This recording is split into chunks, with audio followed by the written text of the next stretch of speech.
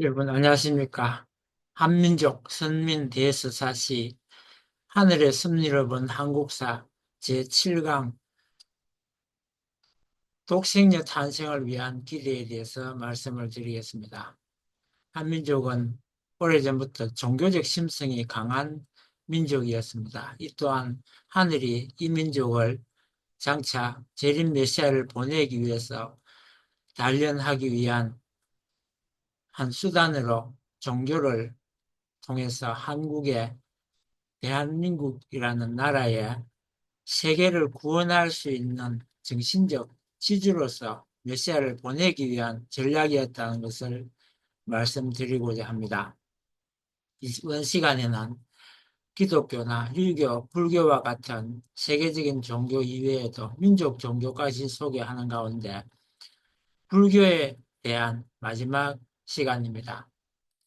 만해 한 용어는 한국 근대사의 불후의 업적인 님의 침묵을 펴냈고 한국 근대 불교계에서 혁신적인 사상과 활동을 펼쳤으며 3.1운동 독립선언에 민족 대표로 참가하는 등 일제강점기 시대의 혁명적인 독립운동에도 앞장선 분이기 때문에 만해 한용운 선생님을 이번 시간에 소개하기로 했습니다.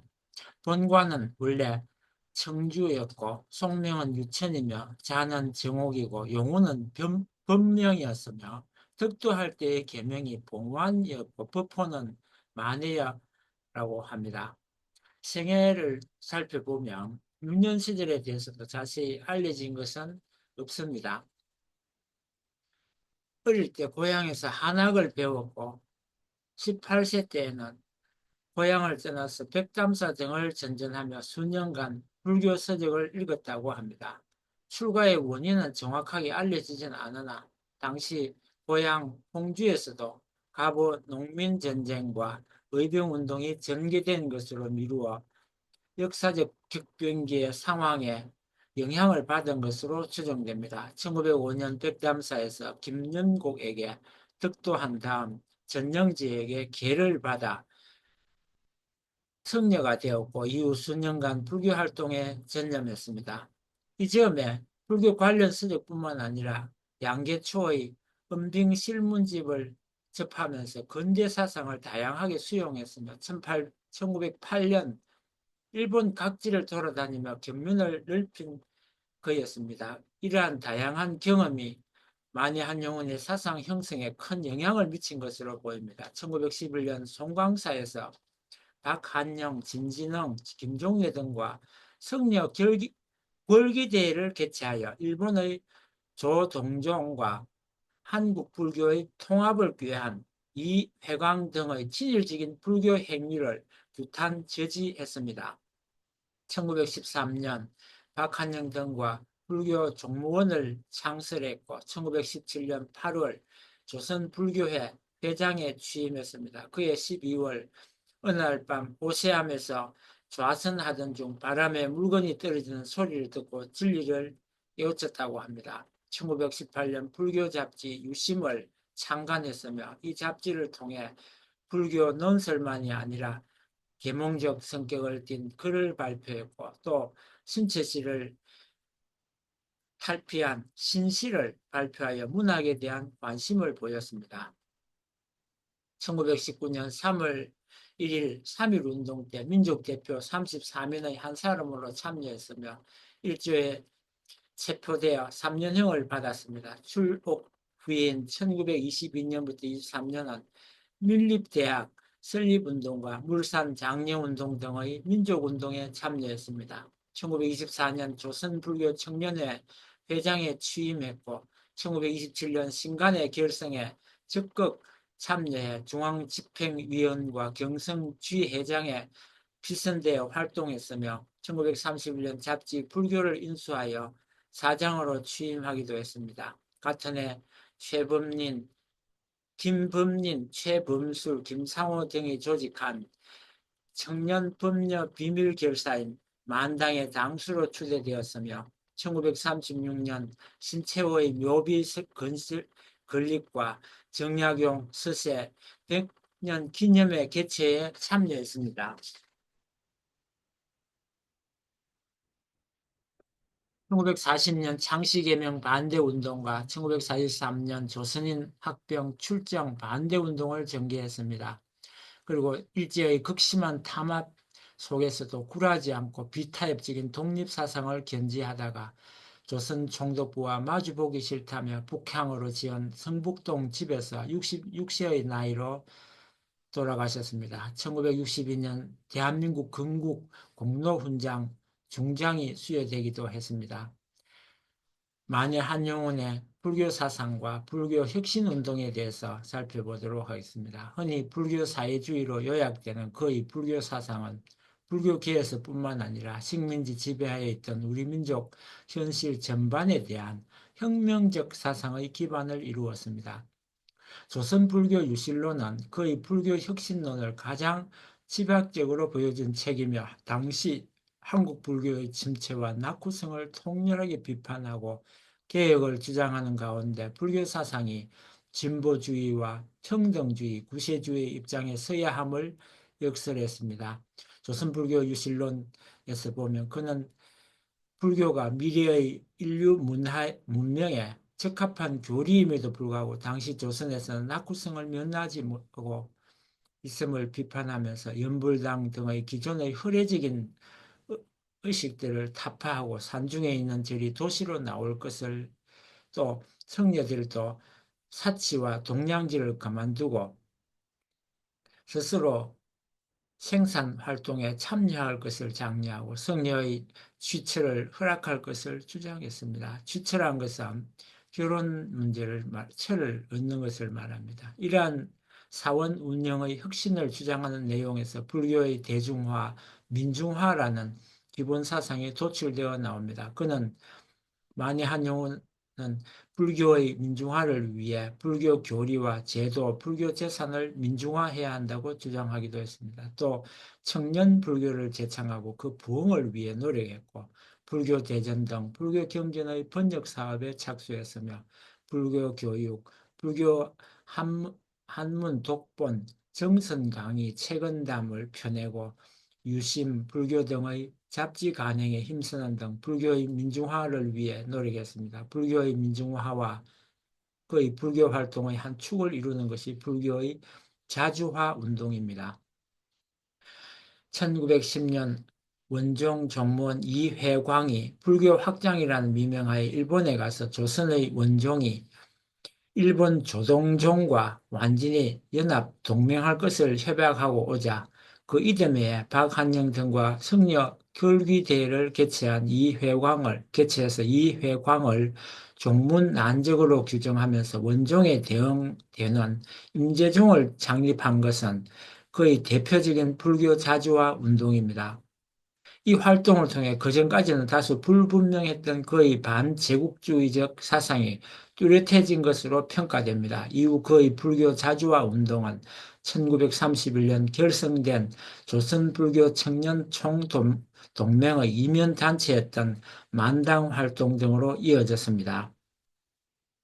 그는 조선불교 청년총동맹의 긴급한 사명으로서 정교 분립과 불교 통일의 촉진, 불교의 사회적 진출을 강조했는데 그중 정교 분립을 주창한 것은 종교를 하수인으로 삼으려는 일제의 정책에 반대하는 의미가 담겨 있습니다. 또 불교 사상의 측면에서 역사를 끊임없는 변전의 운동으로 파악하는 중관론에 기초해 소성적인 소극주의나 현세 부정적인 불교를 비판하고 중생의 삶에서 곧 정토를 구하는 대성적인 입장을 취하기도 했습니다.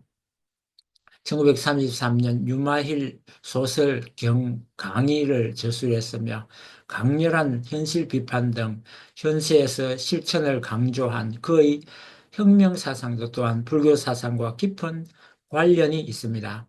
흔히 종교를 국가를 초월한 그러한 입장에서 보게 되면 굳이 한국 불교와 일본 불교의 통합과 통일을 그가 반대한 것은 이해가 쉽게 되지 않는 것일 수도 있을 것입니다. 종교의 입장에서 보면 국가라는 것은 작은 존재이기 때문입니다. 그가 반대한 이유는 일본 불교의 입장에서 일본이 제국주의로 흐름에도 불구하고 전쟁에 빠져 있는 나라를 향하여 종교의 입장에서 그것을 거부하거나 반대하지 아니하고 오히려 입을 다물고 동조했던 일본 불교에 대한 맹렬한 그의 비판이었다고 생각을 합니다. 그래서 종교는 어떠한 경우에라도 국가의 국수주의에 빠져서는 안 되는 것입니다. 국가를 초월하여 세계 평화와 인류 전체를 위하여 공헌하는 것이 종교의 길이기 때문입니다. 그의 비타협적인 반일 독립운동 역시 불교 혁신 사상이 큰 영향을 주었습니다. 그의 대표적인 민족운동으로는 1919년 3.1운동의 참여를 들 수 있습니다. 그는 백용성과 함께 불교계를 대표하여 3.1 독립선언의 민족 대표로 참여한 다음 투옥되었는데 옥중에서 변호사는 물론 사식과 보석을 거부할 것을 결의하고 일본 검사의 신문에 대한 답변으로 조선 독립이 유서를 집필하는 등 비타협적인 태도로 일관했습니다. 옥중에서 작성한 조선 독립 이유서는 상하이에서 발간되는 독립신문 1919년 11월 4일자 부록에 조선 독립에 대한 감상의 개요라는 제목으로 발표되었으며 그는 이 글을 통해 제국주의에 대한 비교적 정확한 이해와 민족의 독립 근거에 대한 확고한 신념을 제시했습니다. 그는 다른 모든 사상에 앞서 인간의 자유와 평화가 우선함을 그리고 세계 평화를 위해 민족 자존이 요구됨을 강조함으로써 그의 민족의식이 편협한 국가주의가 아니라 민족 간이나 국가 간의 자유와 평등에 입각한 것임을 분명히 했습니다. 또한 자주 독립의 조건이 독립할 만한 자존의 기운과 정신적 준비에 있음을 천명하여 물질 문명이 부족하다는 점을 조선 식민지 지배의 근거로 삼았던 일제의 허구적 논리를 정확히 비판했습니다. 이는 준비론이나 실력 양성론, 민족 개조론 등 결국 일본의 식민 정책에 부합되는 계량론과는 질을 달리하는 비타협적인 독립 사상으로 평가됩니다.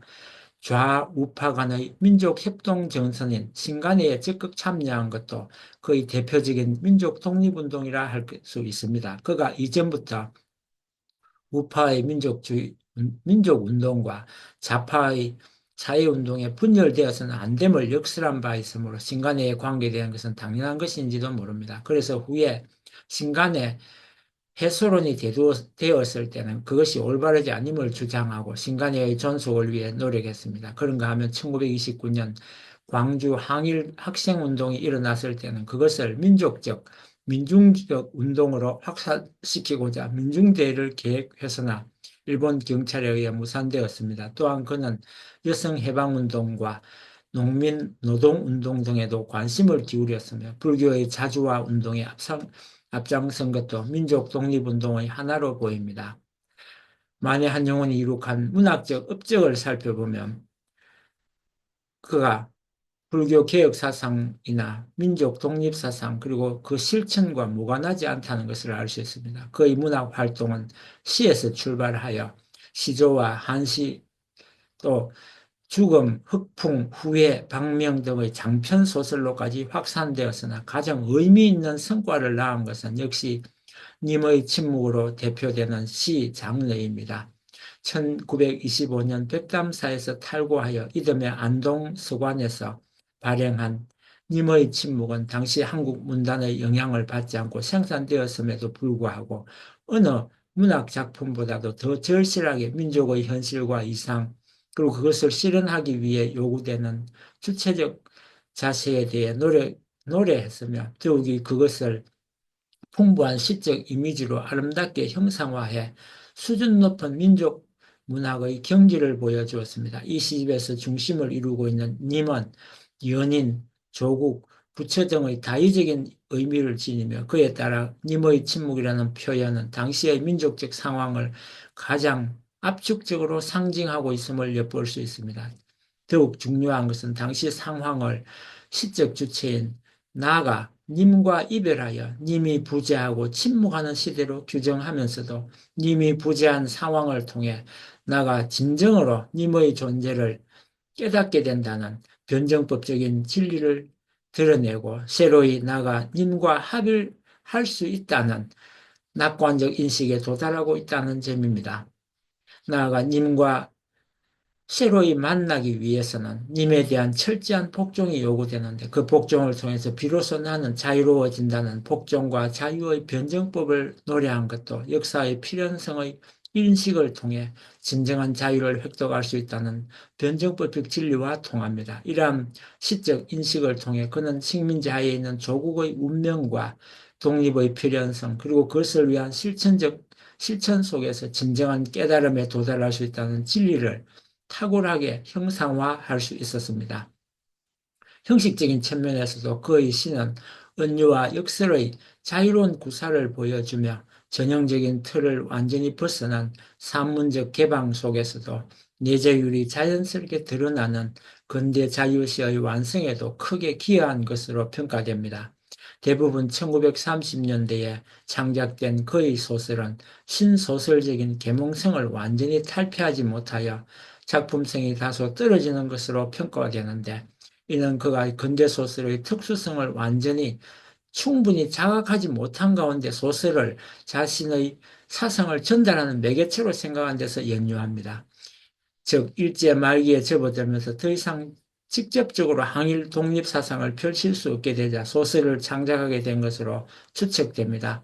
검열을 피하기 위해 청나라를 무대로 한 흑풍에서도 일제에 대한 투쟁 정신을 은근히 보여주고 여성 해방 문제에 대한 자신의 견해를 삽입하여 봉건적 정신의 고취에 주의를 기울이고 있습니다. 1973년 신구 문화사에서 한용운 전집 제6권이 간행되었습니다.